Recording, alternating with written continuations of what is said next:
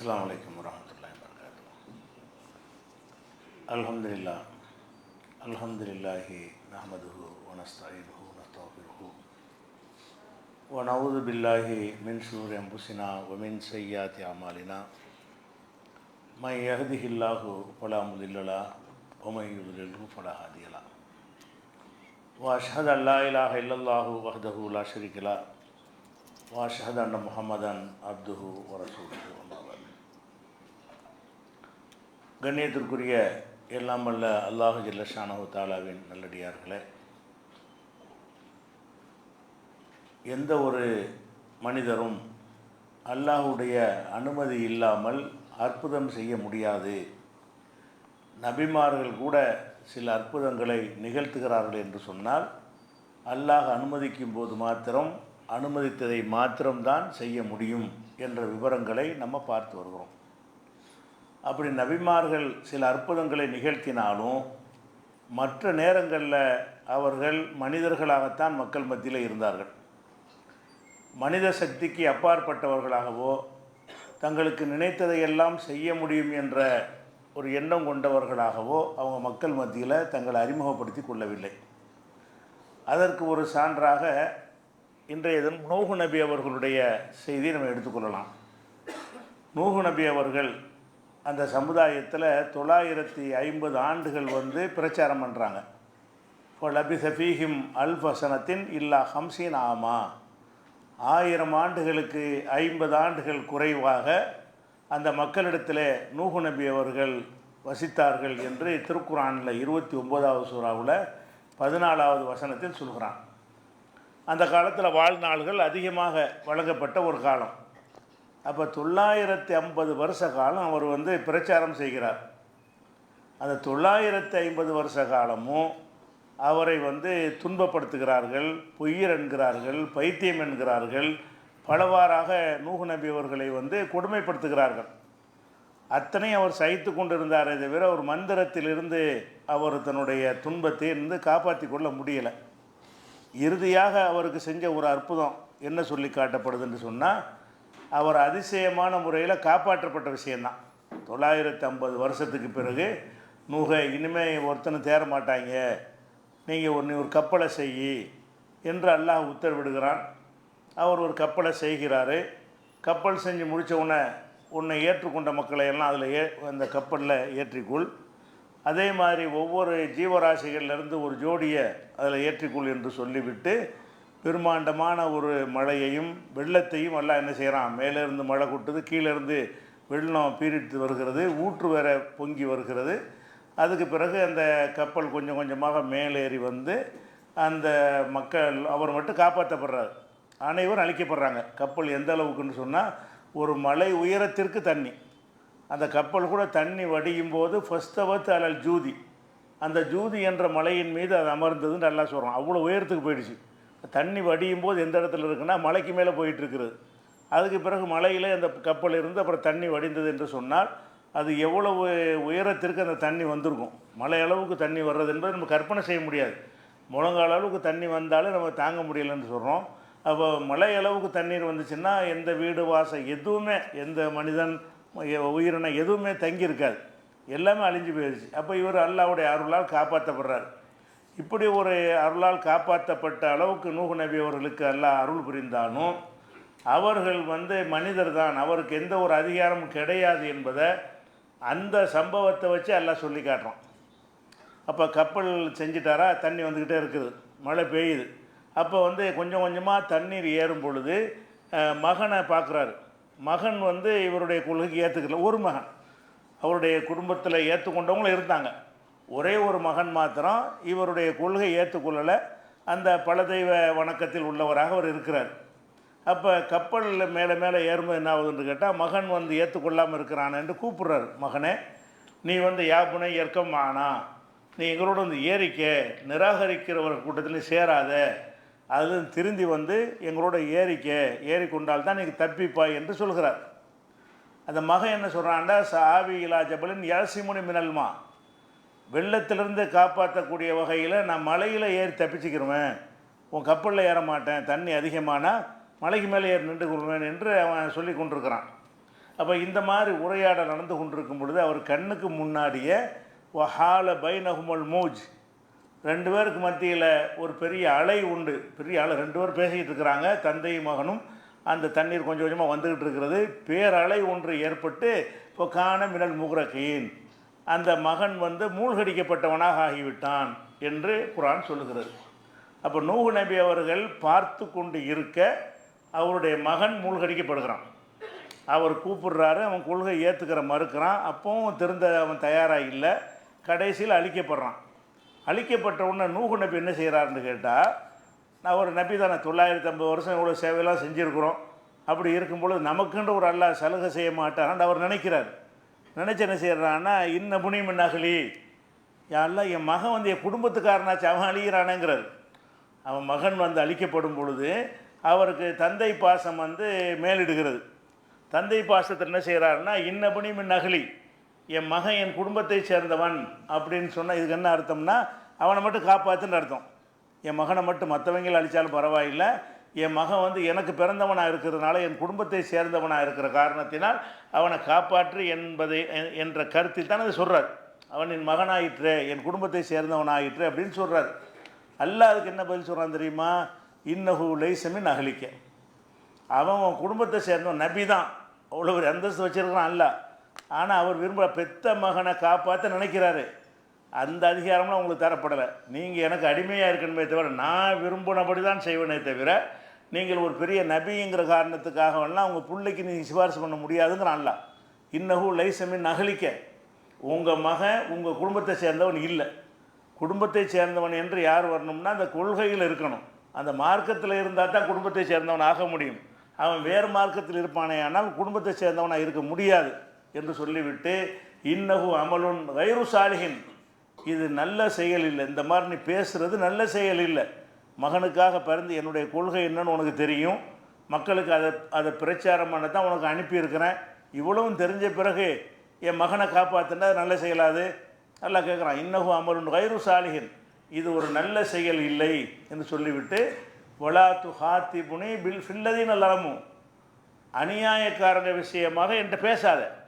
அநியாயம் செய்த கொள்கை ஏற்றுக்கிறாதவங்க யாராக இருந்தாலும் சரி, அவங்க சம்பந்தமாக என்னிடத்தில் எந்த பேச்சும் பேசாதே என்று அவர் கோரிக்கை வைக்கிறதுக்கு இவ்வளோ கடுமையான வார்த்தைகளை பயன்படுத்துகிறான்ல.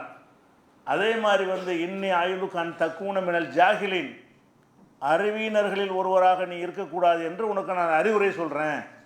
ஜாகில்னா ஒரு மூடன், அறியாதவன்.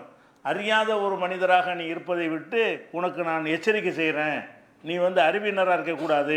இதெல்லாம் அறிவியினர் தான் அந்த மாதிரி பேசுவாங்க. அதிகாரம் எல்லாம் அல்லாஹ்வுக்கு கொண்டு சொல்கிறது தான் இஸ்லாம். எல்லா அதிகாரமும் அல்லாஹ்வுக்கு மட்டும் இருக்குங்கிற இஸ்லாமே தவிர, உங்களுக்கு வேண்டியவங்க வேண்டாதவங்களுக்கெல்லாம் அந்த சலுகை கொடுக்கறதெல்லாம் இஸ்லாம் கிடையாது. அல்லாஹ் தன்னுடைய அதிகாரத்தை மனுஷனுக்கு கொடுப்பான் என்பதெல்லாம் இஸ்லாம் கிடையாது. அதனால் என்ன செய்கிறாங்கன்றா, நீ அறிவியினராக இருப்பதை விட்டு உனக்கு நான் எச்சரிக்கை செய்கிறேங்கிறாங்க. அவர் என்ன செய்கிறாருன்னா, நான் அவுது பில்லாஹி பிக்க அன்னக்கூன் மினல் ஜாகிலீன், நான் அறிவியினராக இருப்பதை விட்டு உன்னிடத்தில் நான் பாதுகாப்பு தரேன், இனிமேல் நான் இருக்க மாட்டேன், நான் முட்டாள்தனமாக பேசிட்டேன், இனிமேல் அப்படி பேச மாட்டேன் என்று அந்த உரையாடல் நடக்குது.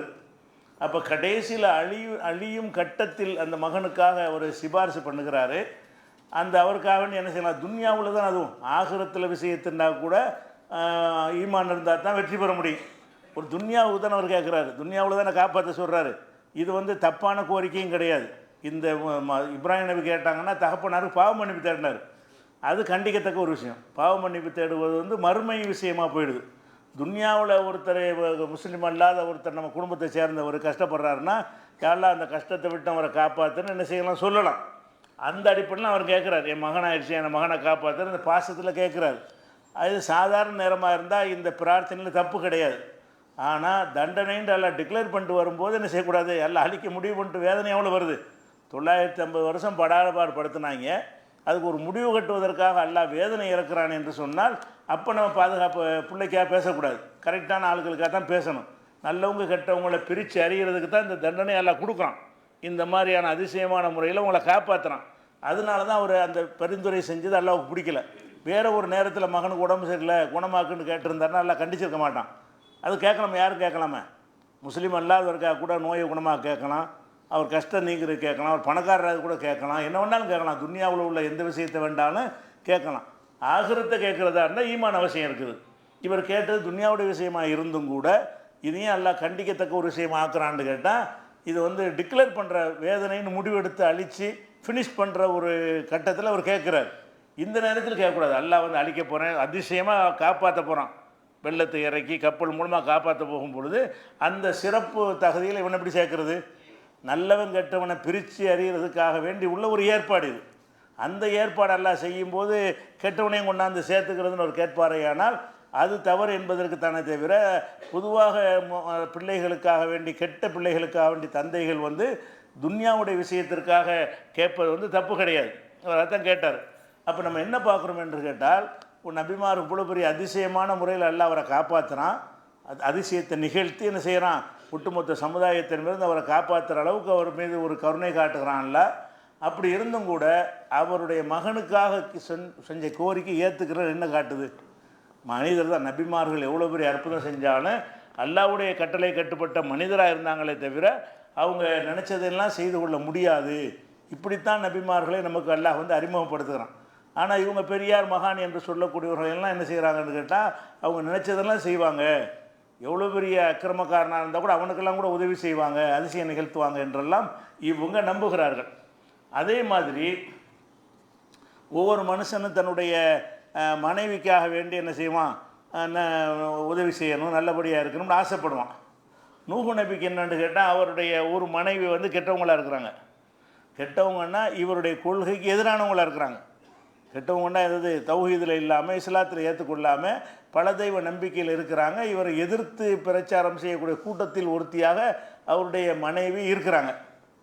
அப்போ அந்த மனைவிக்காக வேண்டி அதை குர்ஆனில் சொல்லி காட்டுறான். தரபல்லாஹு மஸலன் லில்லதீன கஃபரு, காஃபிரானவர்களுக்கு ஒரு முன்னுதாரணமாக அல்லாஹ் எடுத்து காட்டுகிறான். இம்ராத்த நூஹின், நூஹுடைய மனைவியையும், ஒம்ராத்த லூத்தின், லூத்து என்பவருடைய மனைவியையும் அல்லாஹ் எடுத்து காட்டுகிறான். ரெண்டு பேரும் நபிமார்கள். நூஹு நபி அவர்களும் ஒரு நபி, லூத்து என்பவரும் ஒரு நபி. ரெண்டு பேர் நபியாக இருக்கிறாங்க. அந்த ரெண்டு பேருடைய மனைவிமார்கள் எப்படி இருந்தாங்கன்னு கேட்டால் காஃபிர்களாக இருந்தது. காஃபிர்னா சாதாரண காஃபிர் இல்லை, காஃபிருக்கு எடுத்துக்காட்டு, மூமின்களுக்கு எடுத்துக்காட்டுன்னு ஃபிரௌனுடைய மனைவி எல்லாம் சொல்கிறான்ல, அவங்கள பார்த்து தான் ஒரு மூமின் எப்படிங்கிறத கண்டுபிடிக்க முடியும். அவ்வளோ பெரிய ஒரு உரைகளாக காட்டுறான்ல. அந்த மாதிரி கெட்டதுலேயும் கெட்ட பெண்ணாக அவங்க இருந்திருக்கிறாங்க. கொள்கை ரீதியாக 1ஆம் நம்பர் எதிரியாக இருந்திருக்கிறாங்க. அதனால தான் இந்த காஃபியர்களுக்கு முன் உதாரணமாக இந்த ரெண்டு பேருடைய மனைவியையும் அல்லாஹ் காட்டுகிறான். இம்ராத்த நூஹின் ஒம்ராத்த லூத்தின், நூஹுடைய மனைவியையும் லூத்துடைய மனைவியையும் அல்லாஹ் ஒரு கெட்டவங்களுக்கு உதாரணமாக, காஃபிருக்கு உதாரணமாக காட்டுகிறான். காணத்தா தகுத்த அபுதைனு மின் இபாதினா சாலிஹைனு, சாலிஹான 2 நல்லடியார்களுக்கு அவங்க மனைவியராக இருந்தாங்க. அந்த 2 பெண்களும் சாலிஹான 2 நல்லடியார்னா நூஹு நபி லூத்து நபி, அவங்க சாலிஹானாங்களுக்கு தானே. அப்போ சாலிஹான 2 நல்லடியார்களுக்கு மனைவியராக இருந்தார்கள். இப்போ ஹானத்தாகுமா, அந்த 2 நல்லடியாருக்கும் அவங்க துரோகம் செய்தார்கள். ஃபலம் யுகுனியா அன்ஹுமா மினல்லாஹி செய்யா, இந்த 2 நபிமார்களும் அல்லாவிடமிருந்து அவங்க மனைவிமார்களை காப்பாற்ற முடியவில்லை. அப்படியே சொல்கிறான். ஃபலம் யுகுனியா அன்ஹுமா மினல்ல, மனைவியை காப்பாற்ற, கட்டின மனைவியை நூஹு நபி காப்பாற்ற முடியவில்லை. அது மாதிரி லூத்து நபிக்கு மனைவியை காப்பாற்ற முடியவில்லை. ஒகீல் அதுகுலன் நார மஅத்தாஹிலீன், நீங்கள் இருவரும் நரகத்திற்கு செல்லுங்கள் என்று அந்த 2 பெண்களுக்கும் சொல்லப்பட்டு விட்டது. அந்த நூஹு நபியுடைய மனைவிக்கும் லூத்து நபியுடைய மனைவிக்கும் நீங்கள் நரகத்துக்கு போங்க என்று சொல்லப்பட்டு விட்டதுன்னு நல்லா சொல்கிறான். அப்போ நரகத்துக்கு போட்டு சொல்லப்பட்டதை நிப்பாட்டம் என்ன செய்கிறான்னு கேட்டால் இவங்களுக்கும் காப்பாற்ற முடியலைங்கிறான். அப்போ அந்த மறுமையில் அவங்க கூட அதை காப்பாற்றன்னு விரும்புவாங்கன்னு நினைக்கிறேன். நூஹு நபியோ லூத்து நபியோ அது அப்படி தான் இந்த வார்த்தையை பயன்படுத்த முடியும். இந்த 2 பேரும் அந்த அந்த பெண் மனைவிமார்களை காப்பாற்ற முடியவில்லை, அல்லாவிடமிருந்து காப்பாற்ற முடியவில்லை, இந்த கட்டளையை போட்டுன்னு நல்லா சொல்கிறான். அப்போ ஒரு மனைவிக்கு தன் மனைவியை காப்பாற்றணும்னு எல்லாரும் ஆசைப்படுவானா இல்லையா? பிள்ளையை காப்பாற்றணும்னு ஆசைப்படுவானா இல்லையா? ரெண்டுமே இந்த நபிக்கு நிறைவேறலை. நம்ம நபிமார்கள்னால் ஒரு அல்லாஹ்வை போலவே இருக்கிறார்கள் என்று நினைக்கிறோம், அவங்க என்ன வேண்டாலும் செய்வாங்கன்னு நினைக்கிறோம், இறைவனுடைய அந்தஸ்துகள் எல்லாம் அவங்களுக்கு இருக்குன்னுலாம் நினைக்கிறோம், அறியாத மக்கள் நினைக்கிறாங்க. ஆனால் அதையெல்லாம் தகர்க்கிற விதமாக நூஹு நபியுடைய வரலாறே அல்லாஹ் நமக்கு சொல்லி காட்டுகிறான். அப்போ நபிமார்கள் அற்புதங்கள் நிகழ்த்தினார்கள் என்று சொன்னாலும் அந்த ஓரிரு காரியங்களை தவிர்த்து விட்டு பார்த்தீங்க என்று சொன்னால் அவங்கள மனித நிலையில் வச்சு தான் அல்லாஹ் வந்து நடத்தியிருக்கிறான்.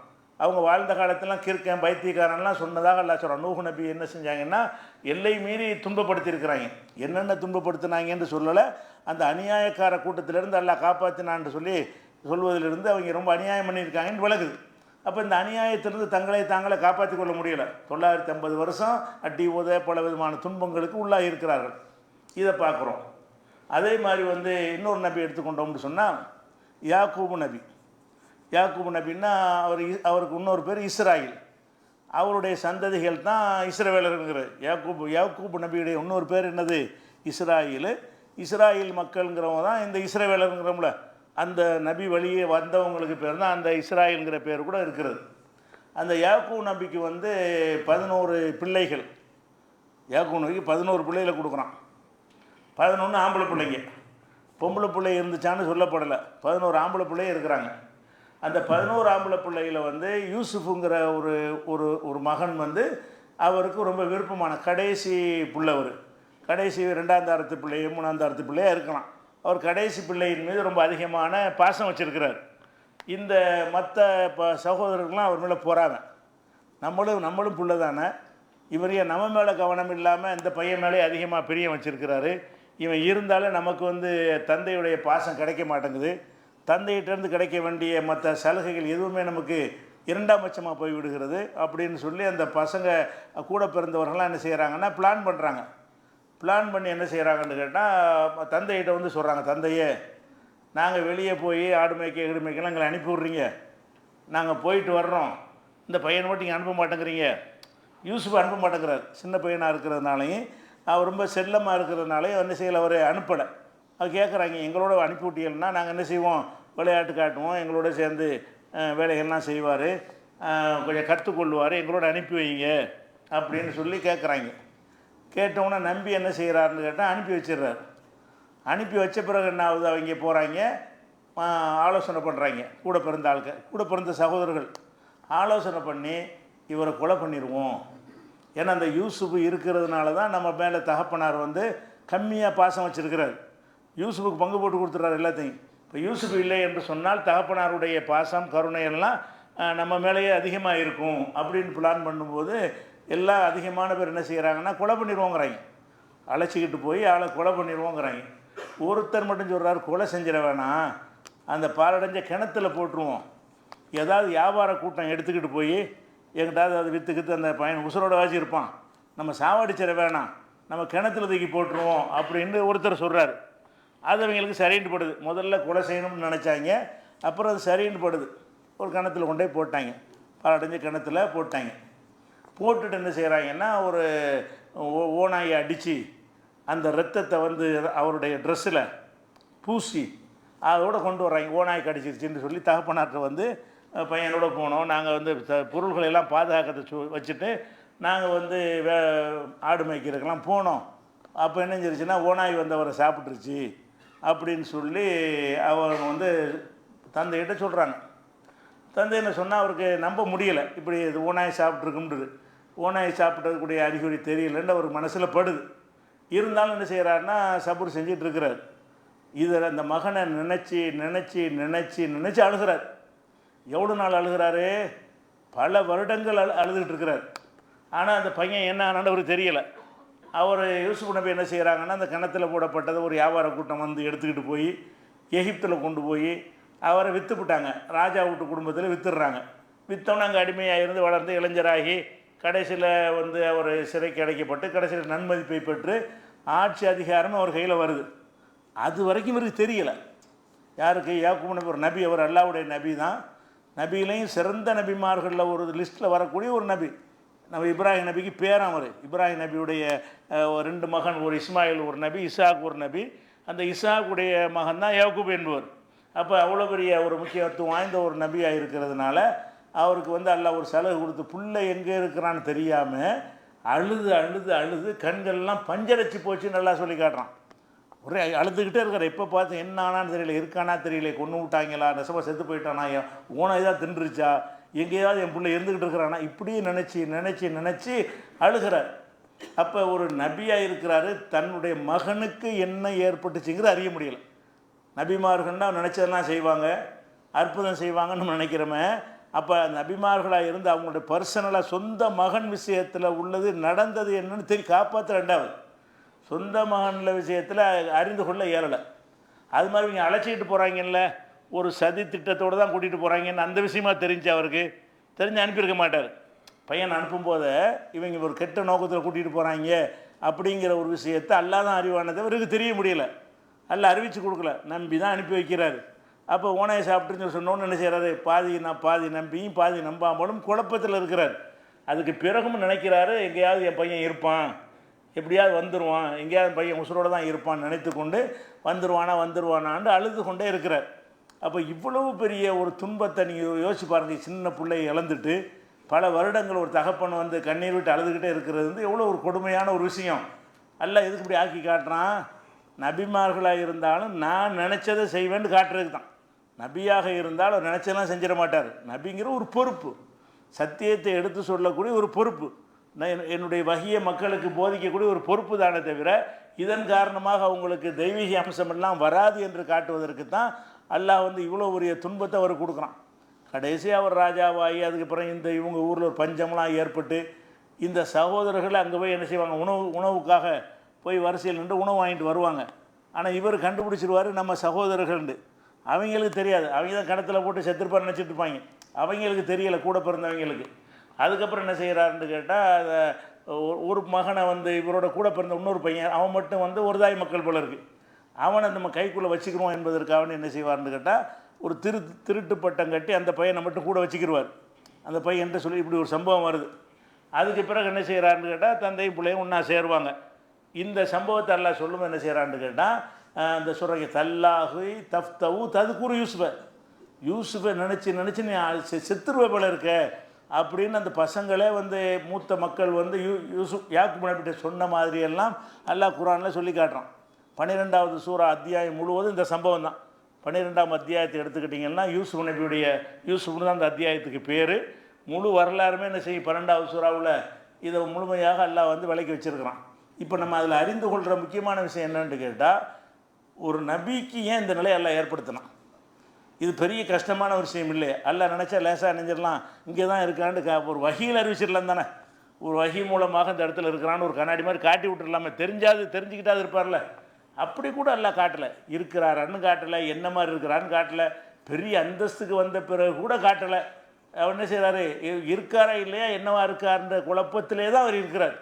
அப்போ நம்ம அதில் விளங்குகிறோம், நபிமார்கள் யாராக இருந்தாலும் இதெல்லாம் ஒன்றும் செய்ய இயலாது என்பதற்கு அந்த யூசுப் நபியுடைய வரலாறு ஒரு பெரிய சான்றாக இருக்கிறது. அதை விட முக்கியமான ஒரு சான்றாக நம்ம எடுத்துக்கிறதா இருந்தால் யூனுஸ் நபி வரலாறு. யூனுஸ் நபி யார்? அவரும் பல வருஷங்கள் பெரிய பெரிய மக்கள் தொகைக்கு நபி அனுப்பப்பட்டார். இல்லா மேத்தி அல்ஃபின் எசீதும், 1,00,000க்கும் அதிகமான மக்களுக்கு அனுப்புனு நம்பர் போட்டு அவருக்கு மட்டும் தான் அல்லாஹ் குர்ஆனில் சொல்கிறான். நபிமாரில் அனுப்புனது 1,00,000 அன்னைக்கு பெரிய நம்பர். இன்றைக்கி 1,00,000லாம் பெரிய நம்பர் இல்லை. அன்னைக்கு 1,00,000ங்கிறது என்னது, பெரிய மக்கள் திரளுக்குது இருந்தால் தான் 1,00,000 அளவுக்கு இருக்க முடியும். அவர் பெருந்தொகையான மக்களுக்கு அவரை நபியாக அனுப்பணும் என்று அவ்வளோ பெரிய அந்தஸ்தில் யூனுஸ் நபி அனுப்புகிறான். அவர் அந்த மக்களுக்கு பிரச்சாரம் பண்ணுறாரு. ஏற்றுக்கிறல, எவ்வளோ சொல்லி ஏற்றுக்கிறலன்னு என்ன செய்கிறாங்கன்னா, அல்லாட்ட துவா செஞ்சிடறாங்க. எல்லா நபியும் செய்வாங்கள்ல, இறைவா இவங்க ஏற்றுக்கிற மாட்டேங்கிறாங்க, நீ உன்னுடைய முடிவை எடுன்னு சொன்ன பிறகு அல்லாஹ் அழிப்பதாக முடிவெடுத்து விட்டு என்ன செய்கிறான், யூனுஸ் நபியை வெளியேற சொல்லிடுறான். ஒரு ஊர் அழிக்கிறதா இருந்தால் பிரித்து எடுத்துருவான். அல்லாஹ் சாதாரண வெள்ளம் புயல் இந்த மாதிரி அழிவுகளை பிரித்து எடுக்க மாட்டான். நல்லவனும் சாவும் கெட்டவனும் சாவும். நபிமார்கள் இருக்கும்போது நல்லவன் கெட்டவனை பிரித்து அழிக்கும்போது என்ன செய்வான்னு கேட்டால், இவங்களை கெட்டவங்களை மட்டும் அழிப்பான், நல்லவங்களை மட்டும் காப்பாற்றுவான். அந்த மாதிரி இருக்கிறதுனால என்ன செய்யறான்னு கேட்டால், நீ எல்லாரையும் உன்னுடைய ஏற்றுக்கொண்டவங்களை கூட்டிக்கிட்டு வெளியே போயிரு, அந்த ஊர் வந்து அழிய போகுது, அந்த ஊருக்கு நான் அதாபை இறக்க போகிறேன் அப்படின்னு நல்லா சொன்னோன்னு வெளியே போயிடுறாரு. போனவனு என்னான்னு கேட்டால், எப்போ அழியும்னு நினச்சாங்கன்னா அது நினச்சிட்டு அழிஞ்சிருப்பாங்க இந்நேரம் அப்படின்னு வர்றாரு. ஒருத்தனை அழிய காணாம். ஊருக்கு வர்றாரு, ஊர்லாம் கம்ப்ளீட்டாக காலியாக இருக்கும், எல்லா பேரும் செத்து போயிருப்பாங்க, அல்லாஹ் தன்னுடைய அதாபை இறக்கியிருப்பான் அப்படின்னு நினச்சி வர்றாரு. அவங்க நல்லா ஜெயஜெயன்னு சந்தோஷமாக இருக்கிறாங்க. ஏன் அப்படி இருக்கிறாங்கன்னு கேட்டால், யூனுஸ் நபி அவர்கள் போன பிறகு அந்த வானத்தில் சில அறிகுறிகள் எல்லாம் காட்டுறான். அதாபு வரக்கூடிய ஒரு அறிகுறி, வானத்தில் ஒரு சின்ன மாற்றங்கள்லாம் வந்த உடனே நமக்கு என்னமோ ஒரு வேதனை வரப்போகுது, யூனுஸ் சொன்னது நடக்க போகுதுன்னு சொல்லி எல்லாரும் அழுது தௌபா செய்கிறாங்க. தௌபா செஞ்சவன் அல்லாஹ் என்ன செஞ்சான், அது வேதனை விளக்கிட்டான். அது இவருக்கு தெரியாது. இவருக்கு சொல்லவும் இல்லை, சொல்ல வேண்டிய தேவையும் அல்லாஹ்வுக்கு கிடையாது. அல்லாஹ் எல்லாத்தையும் மனிதனுக்கு சொல்லிக் கொடுக்கணும் அவசியம் கிடையாது. இவங்களை அல்லாஹ் காப்பாற்றிடுறான். வேதனை அழிக்கப்படுற ஒரு நிலை வந்த பிறகும் கூட அவங்க தௌபா செஞ்ச காரணத்தினால அதை அவங்கள காப்பாற்றிடுறான். காப்பாற்றின பிறகு இவருக்கு இது தெரியாது. வர்றாரா, இவருக்கு அல்லாஹ் மேலே கோபம் வருது. இப்படி கோபம் வருது, நம்மள்கிட்ட அழிக்கிறேன்னு சொல்லிவிட்டு இந்த மாதிரி அவங்கள சந்தோஷமாக வச்சுருக்கிறான இறைவன் சொல்லி அப்படியே அல்லாஹ் குர்ஆனில் சொல்கிறான். தன்னூனி இதுதாக முகாலிபன், இந்த மீன் வயிற்றில் இருந்தார்னு அவருக்கு பேர். மீன் வயிற்றில் பிறகு வைக்கப்பட்டதுனால அவருக்கு பேர் துன்னூன், மீன் வயிற்றில் உடையவர்னு நல்லா சொல்கிறான். தன்னூனி இதுதாக முகாலிபன், இந்த யூனுஸ் நம்மோடு கோபித்து கொண்டு போனார். இப்போ அல்லா நக்கதிர் அழகி, அவர் மீது நமக்கு சக்தி இல்லைன்னு நினைத்து விட்டார். போனால் அப்படின்னு சொல்லி ஓடுறார், ஊரை விட்டு ஓடுறார். இனிமேல் இந்த ஊரில் இருக்க மாட்டான், நான் என்னட்டு அழிக்கிறேன்னு சொல்லிவிட்டு அது எப்படி அழிக்காமல் விடுறது, எப்படி காப்பாற்றுறது அப்படின்னு சொல்லி போய் தான் கடைசியில் ஒரு கப்பலில் ஏறுறாரு. அந்த கப்பல்லேருந்து தள்ளி விட்றாங்க. கடைசியில் திமிங்கலம் முழுங்கி அப்புறம் 40 நாளைக்கு பிறகு எல்லாம் என்ன செய்யறான், அவரை காப்பாற்றுறாங்கிற செய்தியை பார்க்குறோம். அது சொல்லும்போது எல்லாம் என்ன சொல்கிறான்னு கேட்டால், என்னோடு கோவித்து கொண்டு போகிறார். லவ்லா அந்த தாரகஹு நியாமத்து மிர் ரப்பிஹி, எனது அருள் மாத்திரம் அவருக்கு இல்லை என்று சொன்னால் நுபிதபில் ஆராய்வகும் அதுவும் வெட்ட வெளியில் கேவலமாக தூக்கி எரிஞ்சிருப்பேன். ஃபஜ்தபாஹு ரப்புஹு வஜாலஹு மினஸ்ஸாலிஹின், இருந்தாலும் அல்லாஹ் அவரை மன்னிப்பை ஏற்றுக்கொண்டு இந்த லா இலாஹ இல்லா அன்த சுப்ஹானக இன்னி குன்து மினல் ஸாலிமீன் சொல்லிக்கிட்டு இருந்தார்ல, அதை ஏற்றுக்கொண்டு அல்லாஹ் என்ன செஞ்சுன்னா அவரை மறுபடியும் நபியாக ஆக்கி விட்டேன்னு அல்லாஹ் சொல்லி காட்டுறான். அப்போ அல்லாஹ் அவனுக்குன்னு ஒரு பவர் இருக்கும்போது அதை நிறைவேற்றல இவருக்கு அல்லாட்ட கோபம் வருது. இவர் விரும்பின மாதிரி செய்ய அவசியம் அல்லாவுக்கு இருக்குதா? அல்லாஹ் நாடுனா அழிக்கிறதா சொன்னால் சம்மந்தப்பட்டவன் மன்னிப்பு கேட்டான், அப்புறம் எதுக்கு அழிக்கணும்? அப்போ இவற்றை கொஞ்சம் கூட ஒரு பொறுமை இல்லாமல் என்ன செய்கிறாருன்னா அல்லாட்ட கேட்கவும் இல்லை. யாரெல்லாம் ஏன் இப்படி சொன்னீங்க, அழிக்கப்படாமல் இருக்கிறாங்களேன்னு அல்லாட்டே கேட்கலாம்ல. அவருடைய கோபம் அதிகமாக தலைக்கு ஏறினவுடனே என்ன செய்யறன்னு தெரியாமல் என்னோடு கோபித்து கொண்டு போகிறான்னு சொல்கிறான். சொல்லிட்டு அல்லாஹ் என்ன நமக்கு என்ன சொல்கிறான்னு கேட்டால் நபிகள் நாயத்துக்கு சொல்கிறான், ஒலாத்தக்குன் சாஹிபில் ஹூத், இந்த மீன் வயிற்றில் இருந்தாரே அவர் மாதிரி நீ ஆயிராத. அப்படின்னு என்ன அர்த்தம்? உங்கள் சொல்லக்கிட்டு நான் நடப்பேன்னு நினச்சிடாதீங்க, அதான் அர்த்தம். மீன் வயிற்றில் இருந்தாரே அவரை மாதிரி முகமதை நீ ஆகிவிடாதே.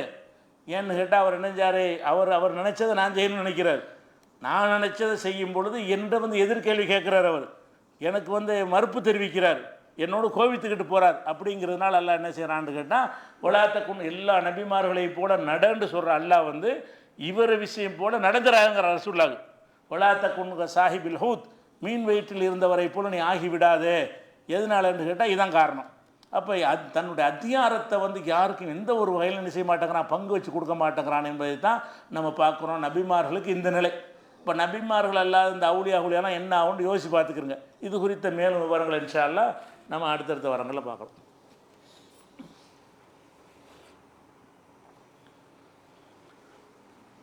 அன்பிற்குரிய சகோதரர்களே, இப்போ நாடாளுமன்ற தேர்தல் முழுமையாக முடிந்து 2 நாளில் புதிய ஆட்சி மறுபடியும் அமையப் போகிறது என்று உங்களுக்கெல்லாம் தெரியும்.